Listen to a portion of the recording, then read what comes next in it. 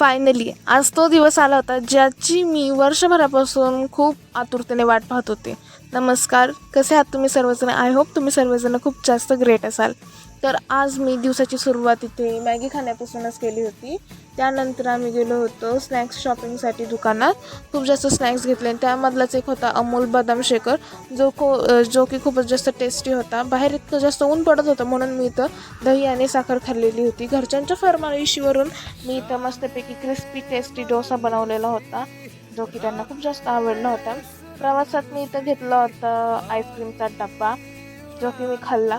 आणि बाहेर बघून विचार करत होते, लहानपणी जी गावाला जायची एक्साइटमेंट होती तेवढीच एक्साइटमेंट आजही आहे. तर आम्ही इथं पोचलो होतो गावाला आणि त्यानंतर मस्तपैकी दीदीला भेटलो, मिठी मारली, खूप छान वाटलं आम्हाला.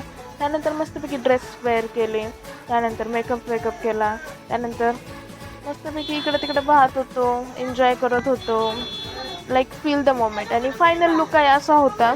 तर मस्तपैकी देवाचं दर्शन घ्यायला आम्ही मंदिरात गेलो, कारण आज होती आमच्या गावची यात्रा. मस्त दर्शन करून आलो आणि असा आमचा काही दिवस होता. बाय.